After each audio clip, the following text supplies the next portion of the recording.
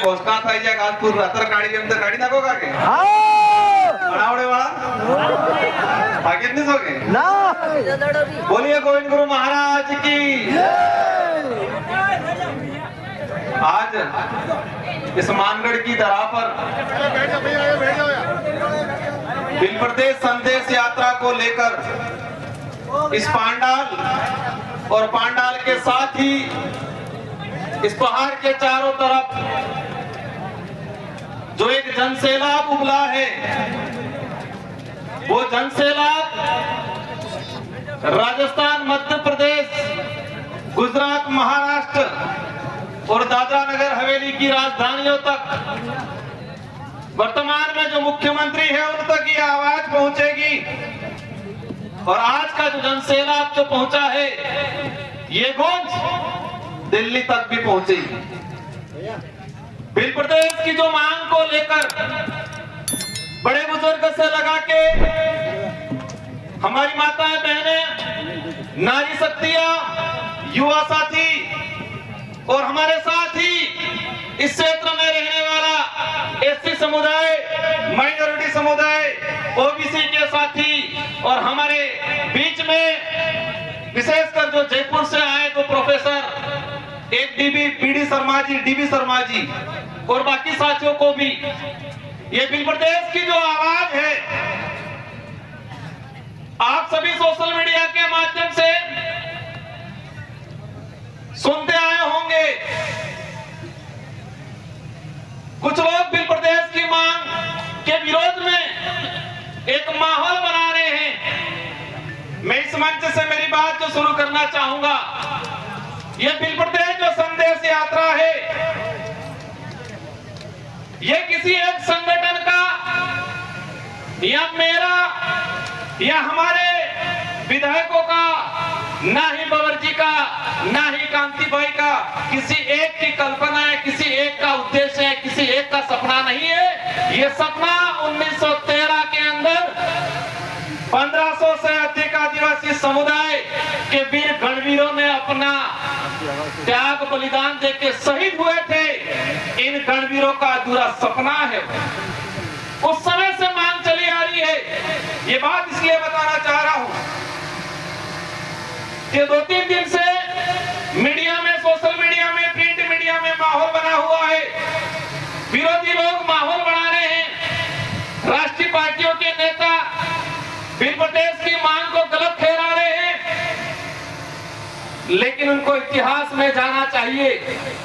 इतिहास की कुछ जानकारी भी है इन लोगों को, लेकिन उनके दिमाग में क्या है कि भोला पाला आदिवासी समुदाय है, इस समुदाय को झूठा इतिहास पढ़ा देंगे, झूठा इतिहास लिख देंगे, वो झूठा इतिहास लिखा हुआ किताबों में पढ़ लेंगे, वो भूल जाएंगे बिल प्रदेश का सपना। इतिहास की जो बात आती है, आप सबने देखा होगा, मेरे पूर्व गवर्नर ने बताया 1200 ईस्वी में सलूम्बर से लगा के 1600 ईस्वी कुशलगढ़ तक की जो राजा थे, आप सबने देखा होगा भारत देश का जो इतिहास है 500 ईस्वी से लगा के 1600 ईस्वी तक के बीच का इतिहास किसी किताबों में विस्तृत नहीं पढ़ाया जाता है। हमें पढ़ाया जाता है 1600 के पीछे का विस्तृत इतिहास, और इससे भी ज्यादा पढ़ाया जाता है 5000 साल पुरानी काल्पनिक कहावतों को पढ़ाया जाता है किताबों में। आज से 2000 साल पुरानी किताबों पाठ्यक्रम को किताबों में नहीं पढ़ा रहे, 1000 साल पुरानी पाठ्यक्रमों में नहीं पढ़ा रहे, लेकिन 5 से 10,000 साल पुराना इतिहास पढ़ाया जा रहा है। इसी तर्ज पे आजादी से लेके आज तक बिल प्रदेश की जो मांग उठी थी, इस मांग को दबाने का काम किया है।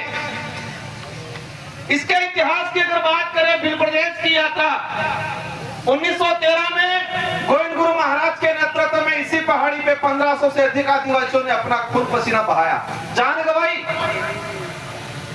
कल मैं देख रहा था, एक राष्ट्रीय पार्टी के नेताजी कह रहे थे कि ये मांग सिर्फ डूंगरपुर बांसवाड़ा में उठाई जा रही है, ये मांग राजकुमार कर रहा है, ये मांग ये पार्टी वाले कर रहे हैं। इनको जानने की जरूरत है 1913 के अंदर गोविंद गुरु महाराज के नेतृत्व में बिलराज की मांग यहां उठी थी।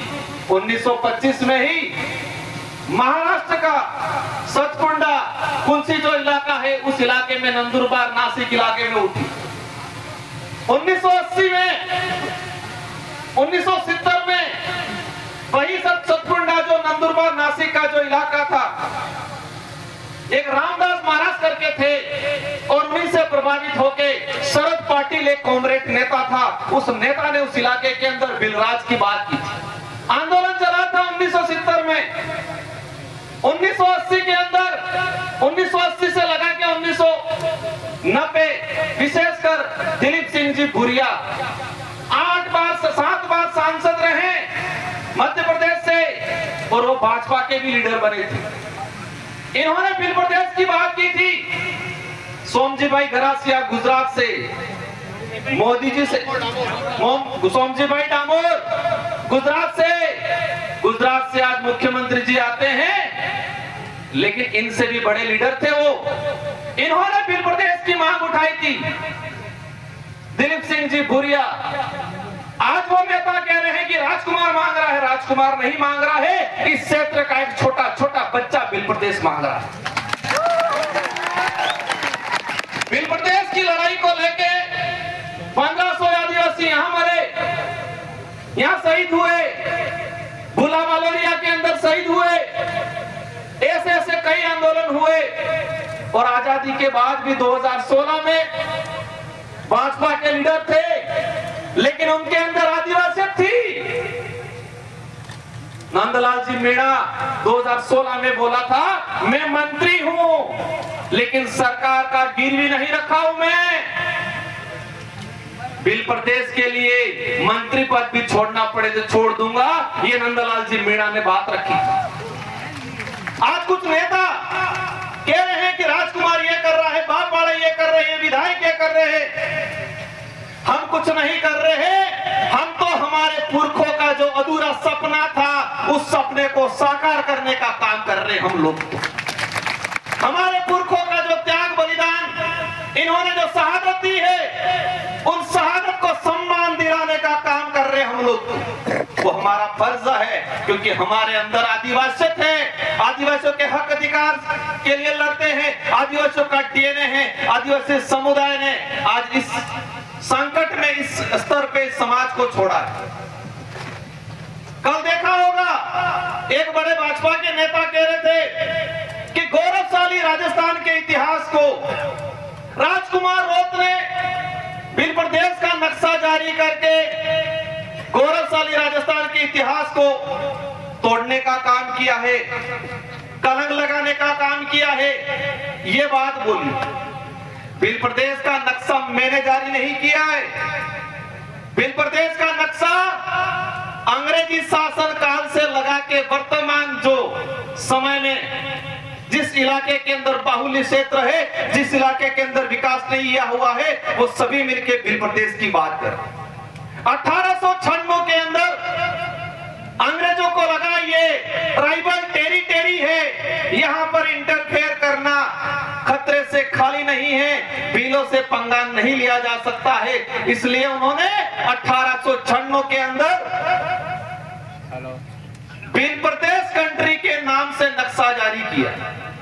बांसवाड़ा के एक दो लोफेसर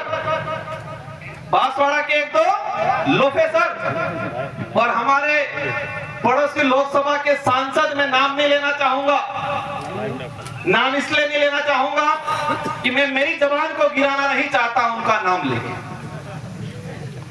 क्या बोल रहे हैं कि राजकुमार रोड पे राजद्रोह का मुकदमा दर्ज होना चाहिए, ये बोल रहे हैं ये लोग। किस बात के लिए बोल रहे हैं कि उसने कंट्री का नक्शा जारी किया।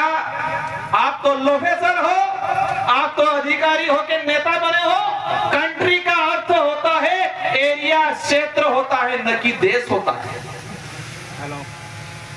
अंग्रेजी शासन व्यवस्था में, उसके बाद उससे पहले राजा रजवाड़ी व्यवस्था में जितना जो रियासत काल के इलाके होते थे, उसको अंग्रेजी शासन व्यवस्था के लोग अधिकतर कंट्री के नाम से, एरिया के नाम से आइडेंटिफाई करते थे। तो ये इलाका बिल प्रदेश कंट्री के नाम से उस समय जाना जाता था। मतलब क्षेत्र, एरिया, समुदाय विशेष चाहिए होता। राजस्थान के गौरव की बात करते हैं। राजस्थान का गौरव आदिवासी समुदाय के बिना, उनके बलिदान के बिना अधूरा है। 1576 के अंदर हल्दी घाटी के अंदर महाराणा प्रताप के साथ कंधे से कंधा मिला के अगर वहां के आसपास के भीलों ने साथ नहीं दिया होता तो वीर शिरोमणि महाराज महाराणा प्रताप आज देश ही नहीं पूरे विश्व में महान माने जाते हैं। इसका सबसे बड़ा श्रेय जाता है भील समुदाय, क्योंकि गले भीलों ने कटवाए। तो राजस्थान का गौरवशाली इतिहास मेवाड़ की आसपास की धरती से, हल्दी घाटी से शुरू होता है और हल्दी घाटी से आसपास इलाके के अंदर ही राजस्थान का गौरवशाली इतिहास खत्म होता है।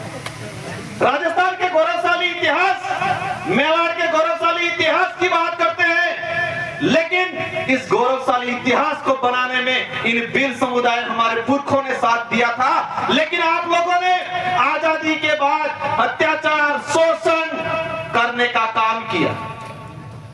आज सबसे ज्यादा इस इलाके के अंदर भील प्रदेश की बात उठ रही है। अगर वर्तमान सरकारें, संचालक महोदय समय हो रहा हो तो मुझे थोड़ा इशारा कर देना 2 मिनट पहले। आज सबसे ज्यादा डिमांड उठ रही है,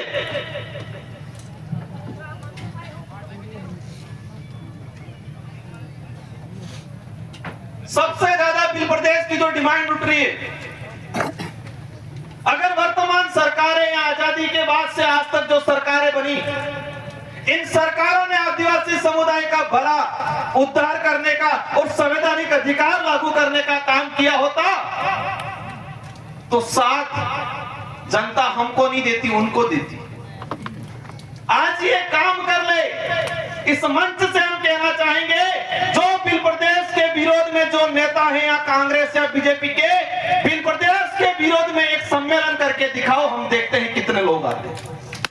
आपके गुलाम नेता आएंगे, आपके गुलाम मानसिक दिव्यांग, अपंग नहीं कह सकते क्योंकि अपंग शब्द उन्होंने खत्म कर दिया, मानसिक दिव्यांग कार्यकर्ता आएंगे, पदाधिकारी आएंगे, लेकिन इस भील प्रदेश टेरिटरी का आम आदमी आपके साथ नहीं आएगा। गौरवशाली इतिहास की बात करते, राठौर साहब को जानना चाहिए,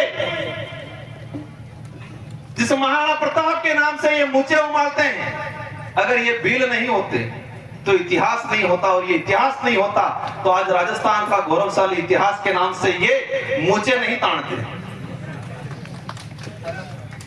क्या स्थिति बना रखी है इस इलाके के अंदर? राजस्थान का सबसे पिछड़ा इलाका कौन सा है? यही ट्राइबल इलाका। शिक्षा की दृष्टि से सबसे पिछड़ा, स्वास्थ्य की दृष्टि से सबसे पिछड़ा, कुपोषण सबसे ज्यादा, बेरोजगारी सबसे ज्यादा, पलायन दूसरे शहरों में, दूसरे राज्यों में सबसे ज्यादा इस इलाके से।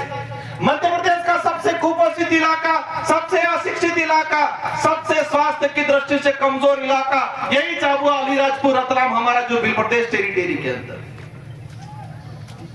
गुजरात का देख लो, गुजरात के विकास मॉडल की बात करते हैं। गुजरात में आज भी वन विभाग के अंदर 1 लाख आदिवासी परिवार आज अपना घर बना के बैठा हुआ है, आज उनको पट्टा नहीं मिला है। सरकारी रिकॉर्ड कह रहा है, हमारा जो ज्ञापन दिया था उस ज्ञापन में लिखा है वन भूमि पहले आई या आदिवासी पहले आया, वन विभाग पहले आया या आदिवासी पहले आया?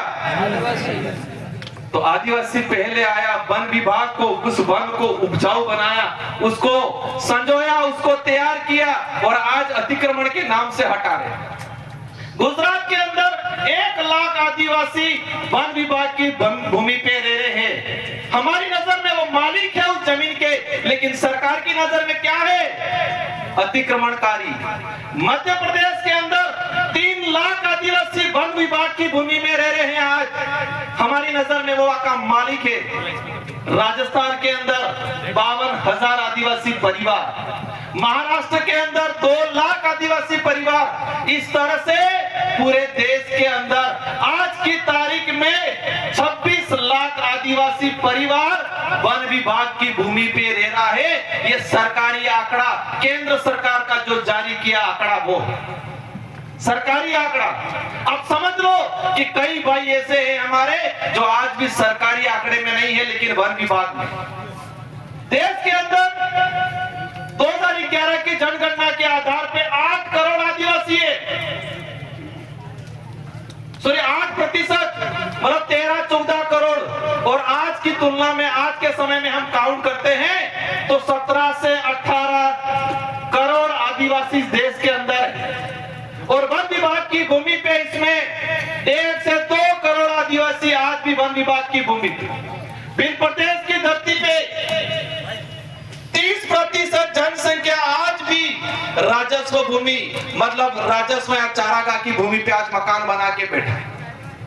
हमारा भाई आजादी से पहले मेरे दादाजी सुनाते थे, जब बानगढ़ पे फौज आई हमारे घर के आसपास से गई तो कहते थे यहाँ पर पानी पी के गए, कुआं था वहां 1913 में। उस समय से हमारे बाप दादों का मकान बना हुआ है, कई मकान आज भी बिलाना में। सरकार आके कहती है आप अतिक्रमणकारी हो।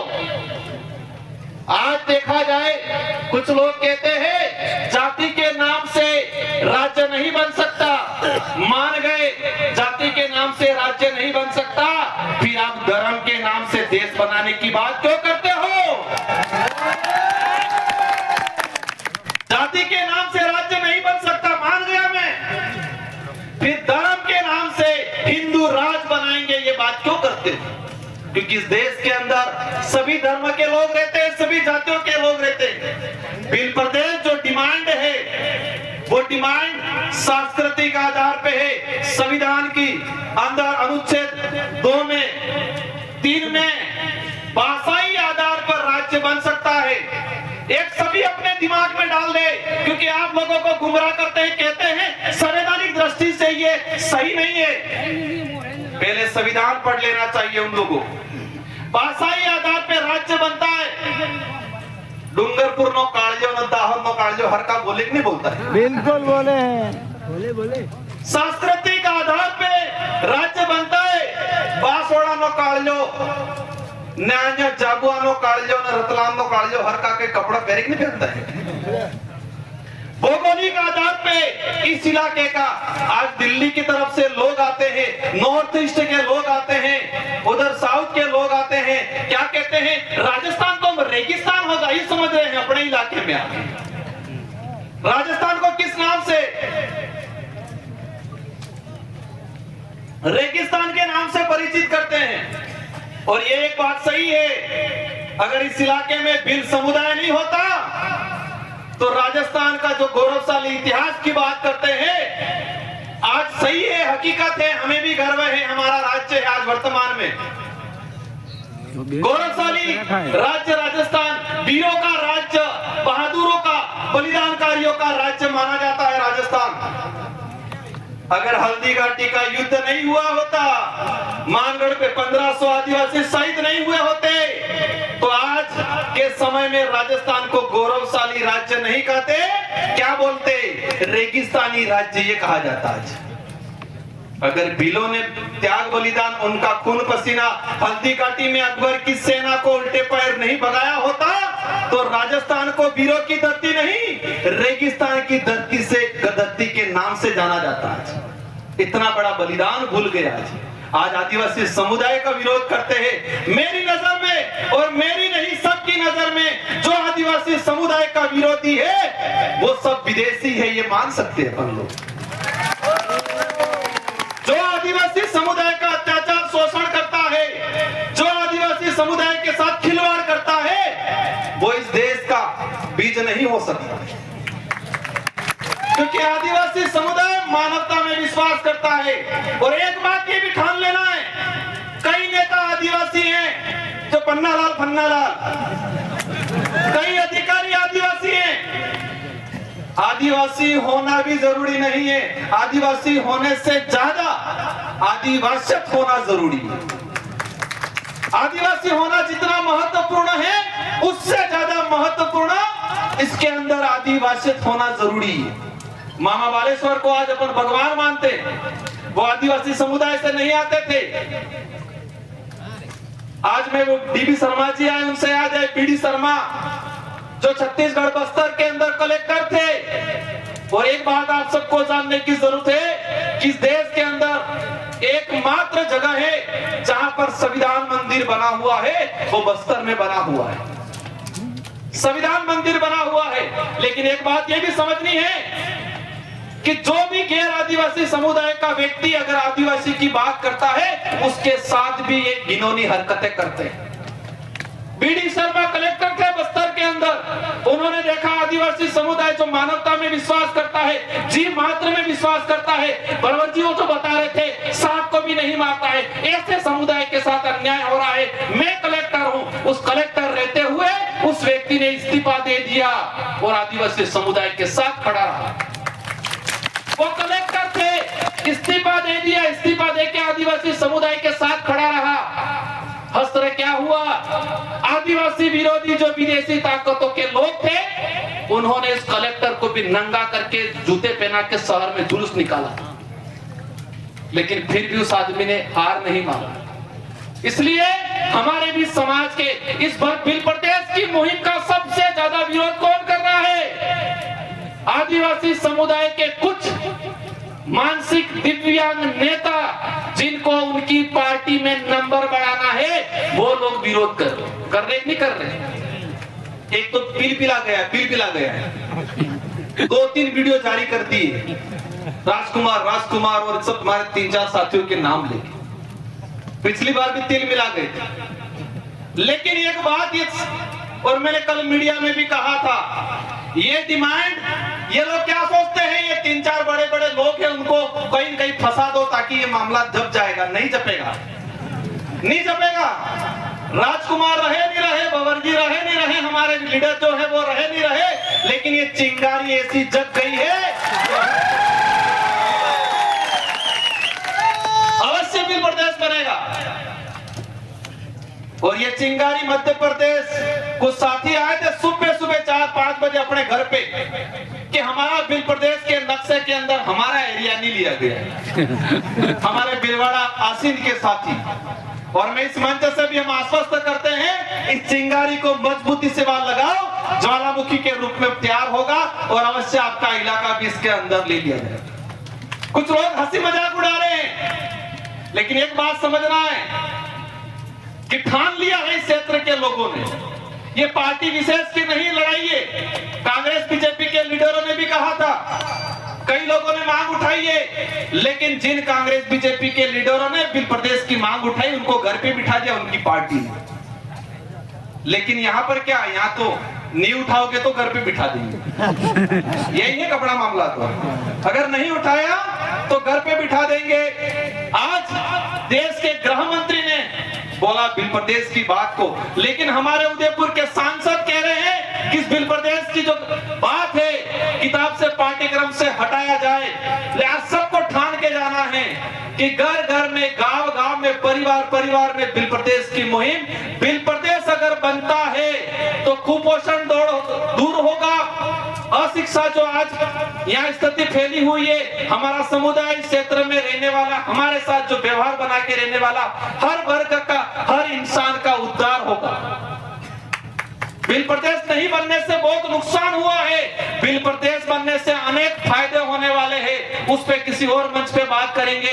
मेरे पास चिट्ठी आई है, मुझे बॉन्ड ये किया है कि आपके बोलने के बाद 3 से 4 वक्ता रहे हैं, और मेरे पूर्व साथी, हमारे सीनियर साथी वरिष्ठ आरपी दादा की तबीयत जरूर खराब है, लेकिन मंच पे एक बार चढ़ के जोहार से उद्बोधन जरूर करेंगे। आप इन सबको सुनना है।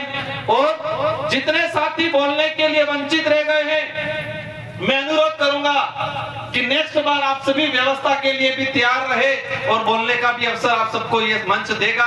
ये बोलने अकेले की लड़ाई नहीं है, आपको गांव गांव, घर घर, ये लड़ाई राजनीतिक नहीं है, ये लड़ाई अस्तित्व की है, संवैधानिक अधिकारों को लागू करने की है, हमारे आने वाली पीढ़ी को बचाने की लड़ाई है। इसलिए हम सबको मिलकर लड़नी है। इन्हीं शब्दों के साथ आप सबको धन्यवाद, आभार।